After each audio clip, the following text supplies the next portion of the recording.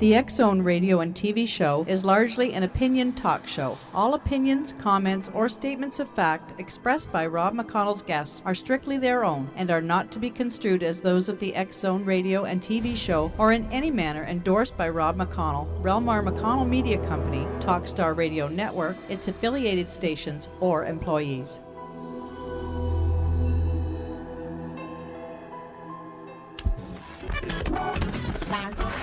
All Hit Radio.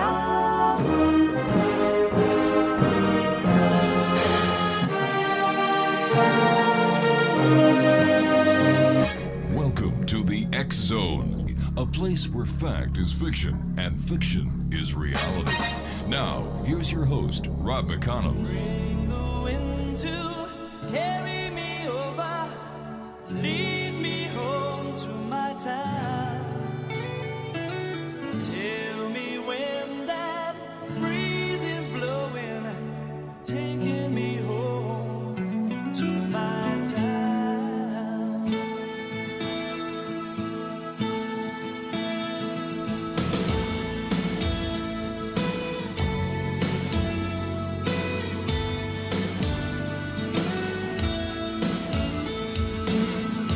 When I think of you, Scotia, there's a love that just bleeds in my heart. In my And welcome back to the X-Zone, everyone. My name is Rob McConnell, coming to you from our studios in Hamilton, Ontario, Canada, on the Talkstar Radio Network and the X-Zone Broadcast Network. Our toll-free number worldwide is 1-800-610-7035. Email address xzone@xzoneradiotv.com. On MSN Messenger, xzoneradiotv@hotmail.com. And our website, www.xzoneradiotv.com. My guest this hour, X-Zone Nation, is Malcolm J. Brenner, and he is the author of Wet Goddess, Recollections of a Dolphin Lover. Malcolm J. Brenner, a freelance writer and photographer, was born in New Jersey in the early 1950s.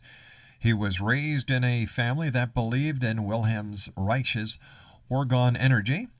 After growing up on Philadelphia's Main Line, Brenner moved to Sarasota, Florida in the late 1960s. He attended New College of Florida, where the events that inspired much of Wet Goddess took place. He graduated in 1974 with a bachelor's degree in communications. Now, before settling into a decade-long career as a reporter, Brenner worked as a truck driver, short order cook, busboy, construction worker, dishwasher, and filmed an indie feature that never got released. After trying to make a documentary about killer whales, he settled in Seattle, where he found and managed a photo lab from 1980 to 1986. He admits to having sold cars for a while in Portland before moving to New Mexico in 1992. And you know what, X-Zone Nation, this sounds like everybody I know in this industry. Among the Navajo and the Zuni Indians, where he worked for most of the 1990s, he was known as an accurate, sympathetic, and crusading reporter. His news stories, features, and satirical coyote columns won numerous awards, including the 1996 Best of Show award from the managing editors of the States Associated Press Organization, and that's a prestigious award. Brenner's writing has appeared in Penthouse, Gnosis, New Realities, Technical Photography, Future Life, and in the anthologies Mind in the Waters and Witchcraft Today Volume 4, Living Between Two Worlds as well. His photos have appeared in numerous publications, including Time and the Witchcraft Today series from Llewellyn Worldwide. He is a regular contributor to Harbor Style magazine. Our guest lives in southwest Florida these days with 2 dogs and a housemate. He is planning further research on dolphins and writing his next novel, The Jordan Chronicles, about a woman's encounter with an extraterrestrial alien and its effect on her life and subsequent marriages. He is also writing about his childhood experiences growing up in a family that believed in Orgon energy. His Wet Goddess website is www.wetgoddess.net, and that's www.wetgoddess.net.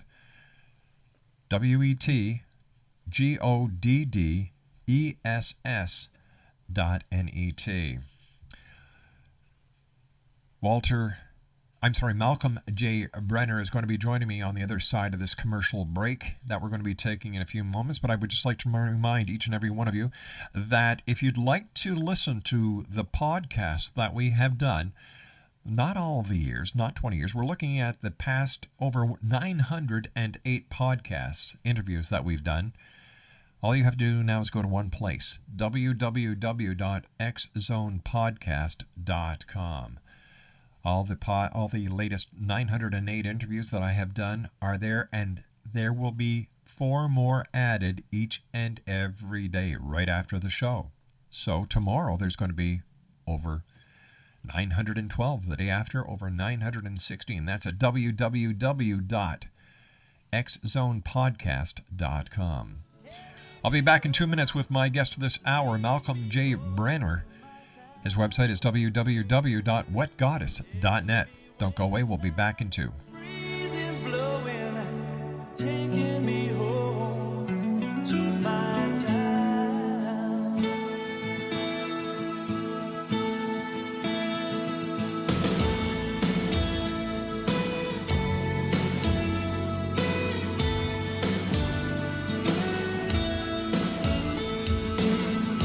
When I think of you, Scotia, there's a love that just bleeds.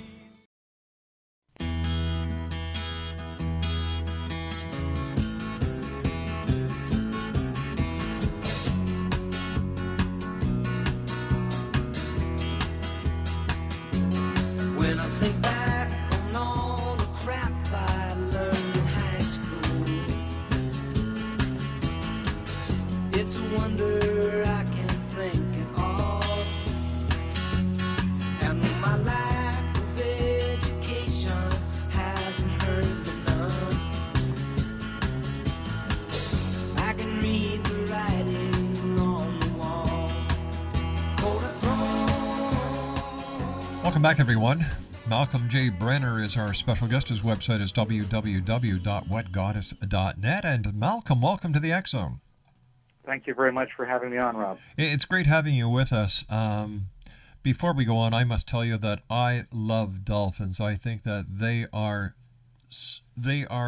truly magnificent. And whenever I've gone to the Bahamas, I've always gone in for a swim with the dolphins. There is something energizing about touching those friendly little mammals, and there's something very magical and mystical about them. Little? They're like 8 feet long. Yeah, but you see, I'm 6'5". So. Yeah, okay. Well, you're closer to their size than I am, that's for sure. But you know what I mean? They've got that smile. They're very intelligent and all this. They are very intelligent, but where do you go swimming with them? Do you go in the open ocean, or do you go to a swim with dolphins place? Swim with dolphins place. Oh, okay. Yeah.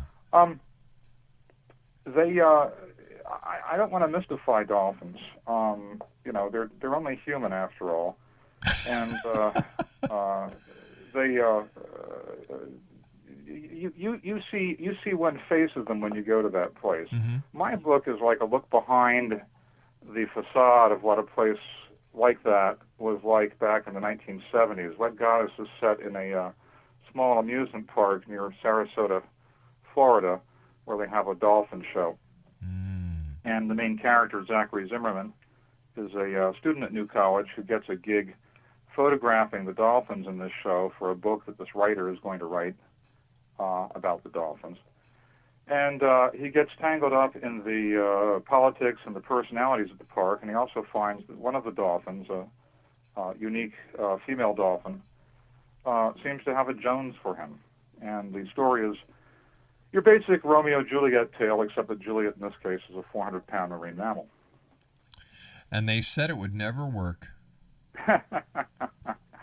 Well, it doesn't work, but not for any of the usual reasons you might think. Tell me, are you a believer in the paranormal, or are you a skeptic? Well, yes and no. I don't believe in a lot of things about the paranormal. I practiced Wicca for 20 years in the 1980s and 1990s, and I was certainly well indoctrinated into magical thinking. And although I enjoyed practicing Wicca when I was in it, it stopped working for me. I don't believe in a lot of the paranormal baggage. I don't believe in things like astrology or ghosts or divinities, for that matter. I'm an atheist. What I do believe in is that sometimes we can communicate on a very profound and primeval level with other creatures. And I don't think there's any supernatural explanation for that. I think it might have something to do with quantum physics in the brain, but I'm not agree. a quantum physicist. I don't want to go there. I believe that quantum physics is certainly going to demystify a lot of what is called paranormal. So far, all I can think of that it's done is actually mystify a lot of things that seemed straightforward before, but maybe you're right. At any rate, Zachary comes under the influence of this dolphin, believes he's having telepathic experiences with her, and the dolphin courts him at first in a very rough and kind of primitive fashion, but she moderates herself over the course of their relationship to the point where she becomes quite seductive to him. And he's trying to balance a number of factors in his life, and this relationship just sort of takes over.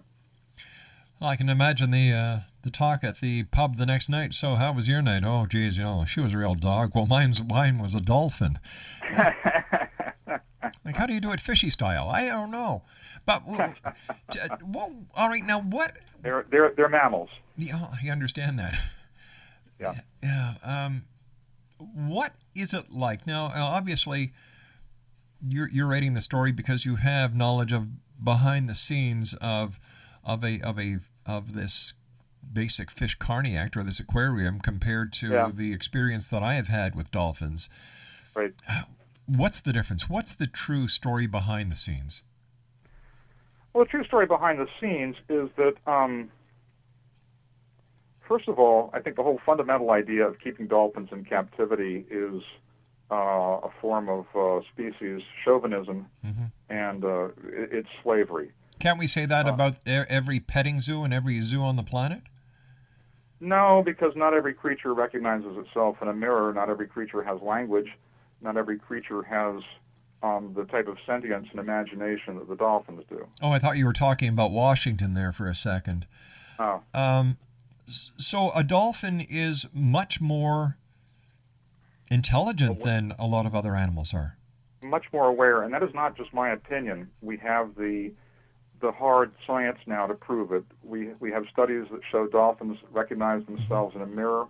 We have very detailed anatomical MRI studies of their brains that show that it's a first-class thinking machine. We know that they can understand grammar and syntax, which is more than you can say, I think, for a lot of high school graduates in this country. Oh, I agree with you 100%. Okay, that is so true. That is very true. So these are all conclusions I had reached a number of years ago, just based on my own personal experiences, because I'm not in any sense a scientist. Right.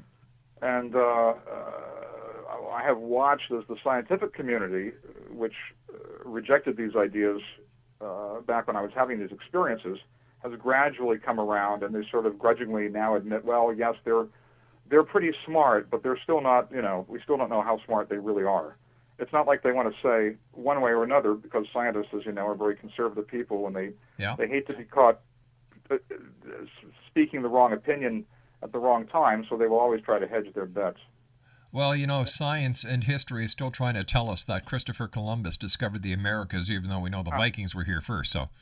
Right. Yeah, and frankly, the red men got here before the Vikings. Exactly. And somebody may have gotten here before them, if we ever find out what the Kennewick man is, but that's another topic. But my point is that they don't want to admit that they're wrong. Ever, right. Yeah. Well, I've often said that the difference between being a scientist and being a reporter, like I used to be, is that if you're a scientist and you get something wrong, 200 of your colleagues read about it in a little publication, a little peer-reviewed journal, and then, somebody says, well, maybe we shouldn't renew his grants next year. And if you're a newspaper reporter and you get something wrong, 35,000 people read about it the next day on the front page, and you get canned. That's after they crucify you. Yeah, right. after they got done raking over the coals. That's right. But dolphins, where were we? What was the question? I was asking you the behind the scenes, the truth of the behind the scenes are. Behind the scenes, dolphins in these places tend to get neurotic because a dolphin can easily swim 20 or 30 miles a day if it wants to, hunting for food or trying to find a mate. And in these little pens and pools and parks that we keep them in, they just go round and round. Again, this is not just my opinion. This is the opinion of the trainers that I've spoken with. Right. Rick O'Barry, if you go to my site, you can hear an interview with him that I did a number of years ago. He says that you break a dolphin just like you break a horse, and you see the day when they change from being a wild creature to being something that's submissive. Now, this dolphin that I'm writing about, whom I call Ruby in the book, was unique. She was unique because at the time she was the only dolphin outside of the U.S. Navy that would go out on free release. She would go into the intercoastal waterway and ride alongside a tour boat and jump 11 feet out of the water and take fish out of her trainer's hand and occasionally out of his mouth. She was that good. Wow. And I was really impressed with that. That was just the most remarkable skill I had ever seen because there wasn't very much room for error. I think everyone listening around the world tonight who has had access to a television set in the 60s remembers Flipper. How close to reality, as you know it, Malcolm, was Flipper compared to the real dolphins? Flipper was to real dolphins the way Gilligan's Island was to the brothers Karamazov. Night and day. Yeah. But face it, Flipper was a television show. As a matter of fact, Rick O'Barry trained the dolphins for that series. He'd be the guy you'd want to talk to about that. He's had some amazing experiences with them. But in these places, the dolphins tend to get rather neurotic, and they develop odd behavioral patterns, and that's what I thought was happening at first with this dolphin when she began courting me. She was kept in a pen at sea level by herself, and I thought, okay, she thinks of me as a surrogate male dolphin.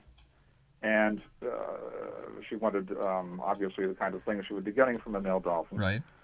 And she had ways of letting me know that. What people don't understand is that these animals, they're very forward. They're probably the most liberated female animals in the animal kingdom.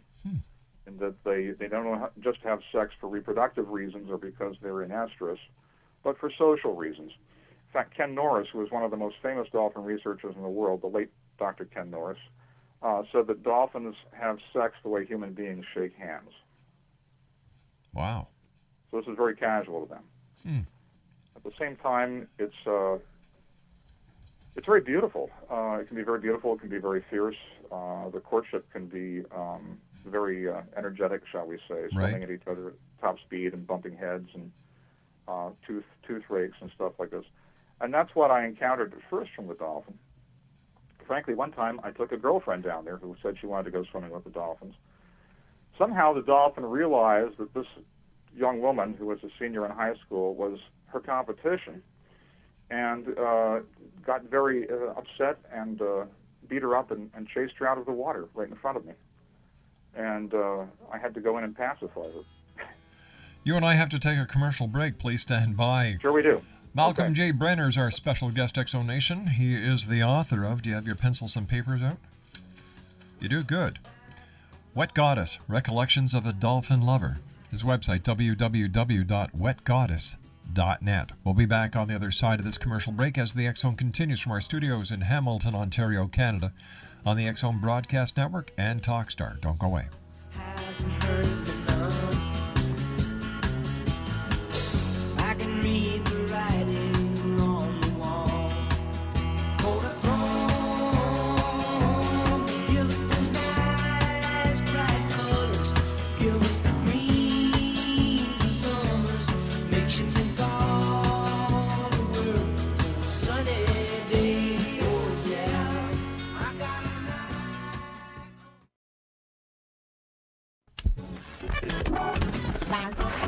All Hit Radio.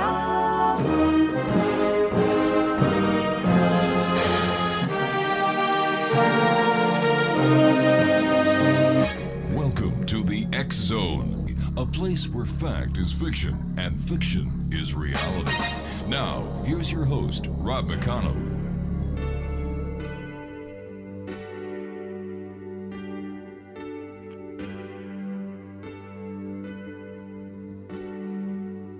When I'm feeling blue, all I have to do is take a look at you. Then I'm not so blue. When you're close to me, I can feel your heartbeat. I can hear you breathing in my ear. Wouldn't you agree? Baby, you and me got a groovy kind of love.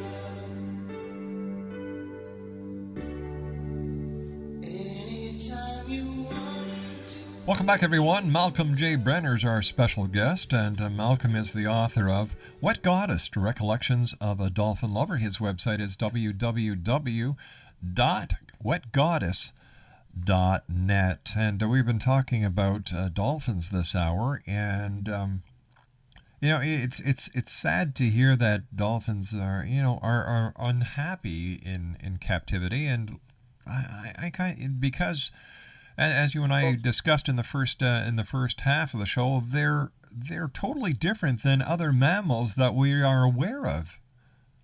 Yeah, they are. They're not, at least until very recently, they haven't been domesticated creatures. Most of them were caught in the wild and then trained to tolerate human beings. But now that it's difficult to get permits to do that, the oceanariums are much more concentrated on breeding programs.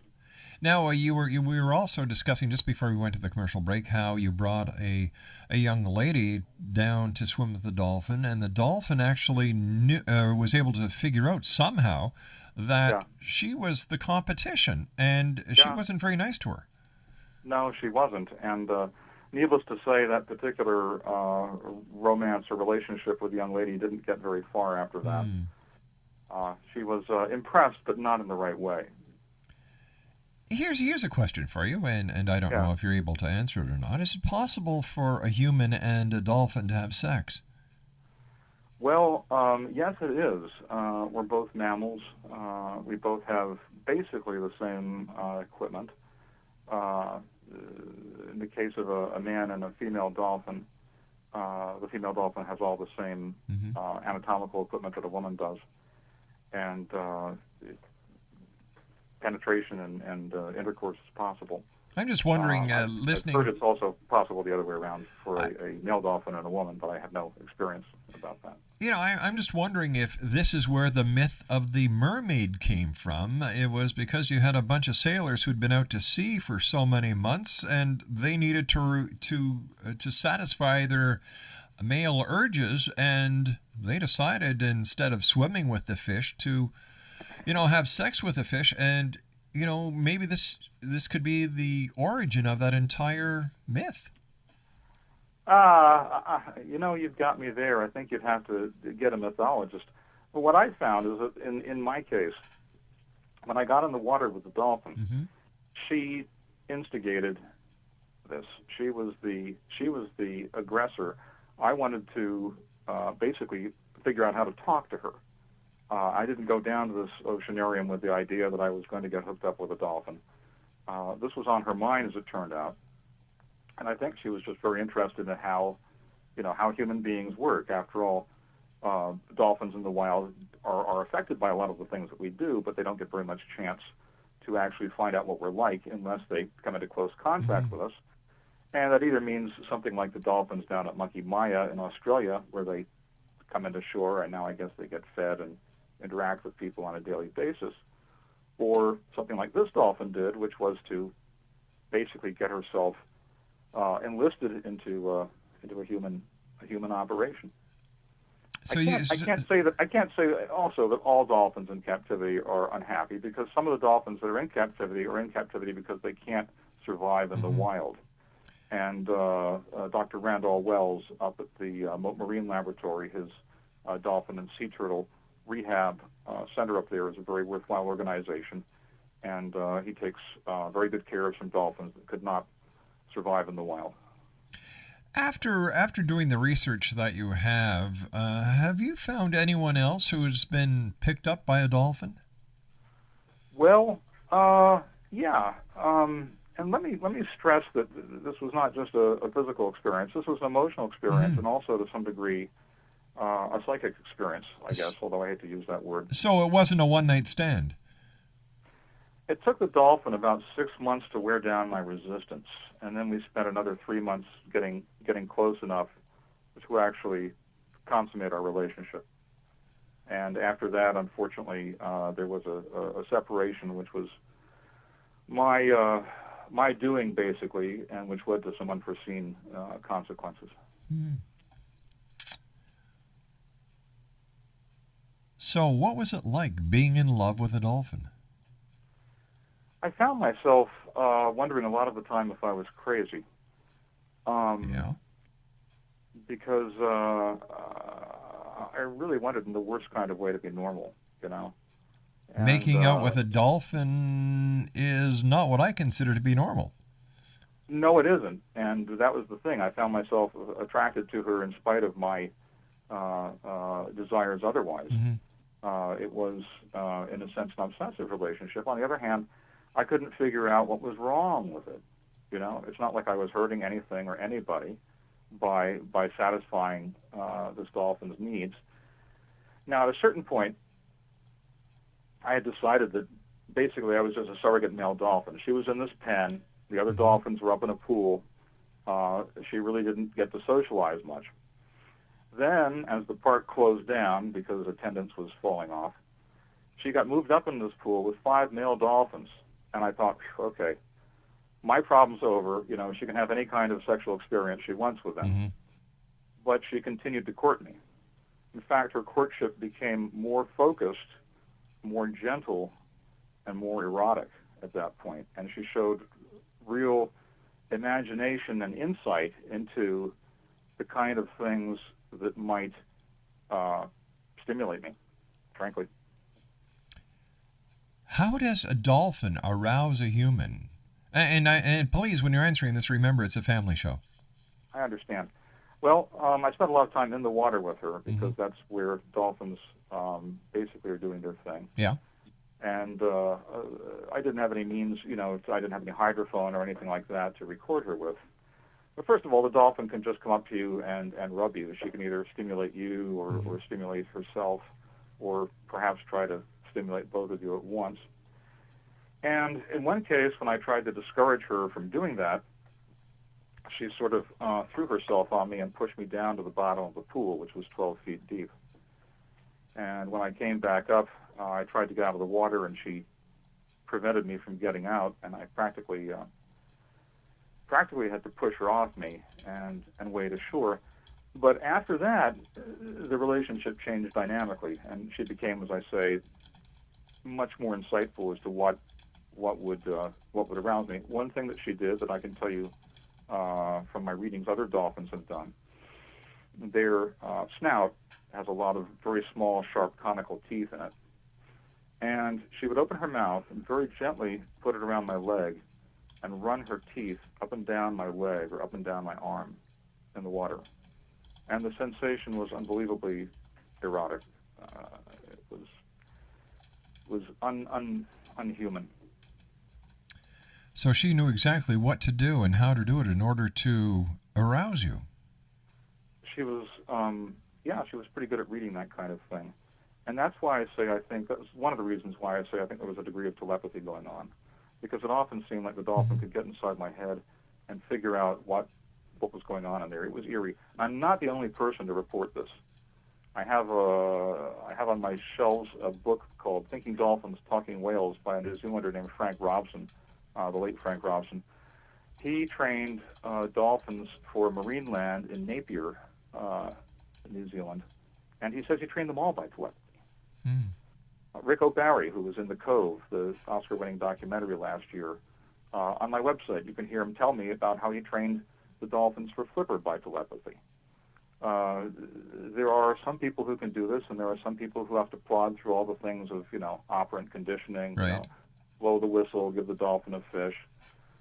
O'Barry told me, and I found this to be true, It takes as long as it takes you to get the idea across to the dolphin of what you want the dolphin to do. And as soon as the dolphin gets the idea, it'll do it. If it's complying with you, if it wants to help you out. How long did this affair last with the dolphin? It lasted 9 months, and then there was fallout from it for several years afterwards in the terms of the effect it had on me. And how many times did you make love to the dolphin? Just got one shot at it. Was that her idea or yours? It was something we both worked up to over a period of about 3 months. And she was very cooperative and very imaginative because we had to experiment. This wasn't something either of us had any experience with. And, she was just as much a part of it as I was. And when we were actually making love, the experience for me was that she wasn't a dolphin and I wasn't a human being. We were just two lovers. There was no difference between us, really, at the most basic level. In other words, it was kind of a transcendental experience. Have you ever had such feelings again for another dolphin? Well, no, I haven't gotten around other dolphins a lot for a couple of reasons. For one thing, I don't go to oceanariums. I don't like to see the dolphins in captivity. And for various reasons, I got rather turned off to a lot of the science that was being done with dolphins at that time. Unfortunately, I don't have the mathematical background or the temperament to be a scientist. What would you like the world to know about dolphins? We know what we watch on television. We know what we read in the newspapers. As an insider and as someone who's had a very unique connection with a dolphin, what would you like the world to know about the true dolphins, about dolphins? I'd like the world to know that if we stopped killing these creatures and enslaving them and polluting their environment to the extent that they are going extinct in some cases, we might find that there was another intelligence out there that could give us an external view of ourselves, could perhaps help us grow and develop as a species. I mean, dolphins have existed in their present form for about 30 million years. We've been around in our present form for what, about 150,000 years? Yeah, about that. Yeah, so they have 2,000 times longer survival on this planet than we do? We should take a lesson from that. These creatures, could have fantastic knowledge about their world that I'm convinced they would be willing to share with us if it was to their advantage, and I can't see how it could not be to their advantage to do so. On the other hand, maybe this is all just a fantasy I have, and maybe what they are is more primitive, and I was just seduced by a set of circumstances. I really don't know, but I suspect that the former is the case. What is the feedback that you're getting from readers, and why not write this book as a memoir? I didn't write it as a memoir for a couple of reasons. First of all, some of the principal characters are still alive, and I didn't want to offend anybody or get into any lawsuits because most of the people that are characters in the book didn't know about how they knew I was close friends with the dolphin, but they didn't know how intimate you were. How far that went. Excuse me? How intimate you were with the dolphin. Yeah, exactly, right. Another reason was that having been a reporter, I really don't trust my memory after all this time. We're going back to the early 1970s. Although I think I remember things correctly, it seemed more legitimate to just call this novel. And finally, because I just wanted, my problem has always been getting enough distance on these experiences to be able to write about them in a meaningful way. And I worked for years on this book before I could do that. And part of the process of doing that was telling myself, okay, this is going to be a novel, which made it somewhat easier for me to write about the experiences objectively. It's like this. How many people read anti-slavery pamphlets from the 1850s? Not Nobody very reads. many, yeah. No. How many people read A Huckleberry Finn? A lot. Best argument against slavery ever made. Yeah, exactly. Everybody in America reads that book. Yeah. Okay, it is no less a valid piece of a valid document because it's a piece of fiction. I didn't make anything up that's in Wet Goddess. Right. I tried to tell the truth as much as I could within the confines of a fictional narrative. And only my readers can judge whether I've done that well or not, because I'm frankly so close to the damn thing I have no insight on it at all. Malcolm, stand by. You and I have to take our final break for this hour. Okay. Great talking to you. Please stand by. Malcolm Sure J. Brenner is our guest of this hour, X-Zone Nation. He is the author of a very interesting book. It's a novel, but it's much more than that. The name of his book is Wet Goddess, Recollections of a Dolphin Lover. His website is www.wetgoddess.net, and that's WETGODDESS.net. That's www.wetgoddess.net. We'll be back on the other side of this commercial break with our wrap-up for tonight, Wednesday, April the 7th in the year 2010. My name's Rob McConnell. This is the X-Zone from our studios in Hamilton, Ontario, Canada, on the Talkstar Radio Network and X-Zone Broadcast. Don't go away.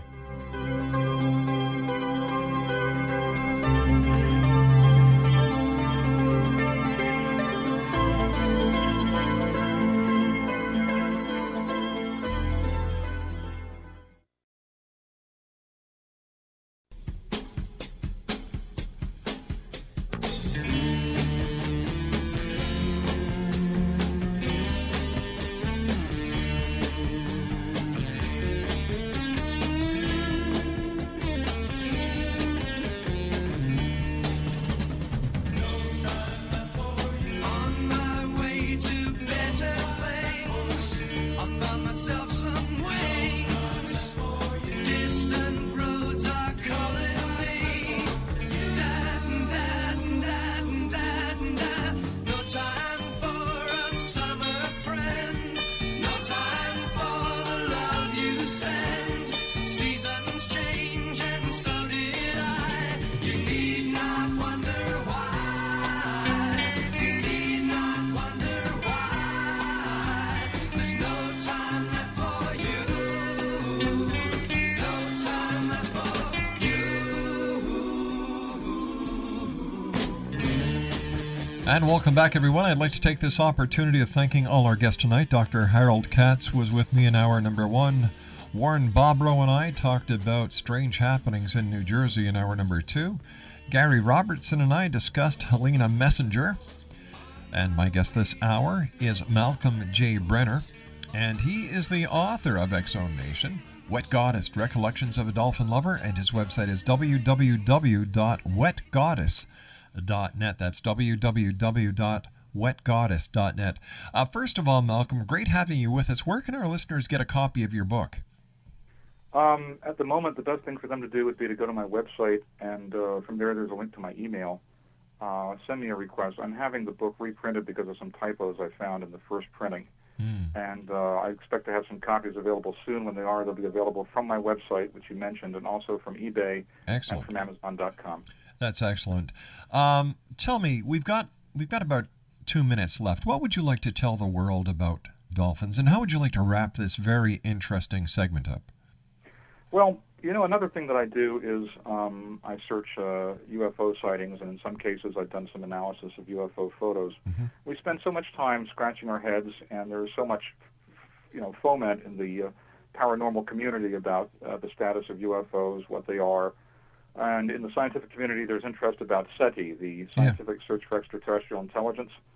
What about the dolphins? These things are sitting here. I've had a scientist who worked with them tell me that if the Navy would release what it knows about dolphins, it would revolutionize psychology. Really? So is it possible that there may be not only a conspiracy to cover up the UFO phenomenon, but now a conspiracy to cover up the knowledge that the U.S. Navy has acquired and is suppressing on the psychology of dolphins? I wouldn't say I don't know if there's a conspiracy or not. I haven't investigated that, but certainly SeaWorld is a very, and the other marine aquariums are very powerful forces for keeping the dolphins safe from getting any kind of quasi-human status. I mean, they would be out of business if dolphins could vote. Now that is an interesting statement. You and I have run out of time for tonight, but I guarantee you, you are going to be back on the show. We'd love to have you back on, and I'd love to talk to you about the UFO connection, as well as the possibility, I'll use that word, possibility of the suppression of information that the government, through the Navy, has on dolphins. Well, I hope to be able to post something on my site to that in the near future.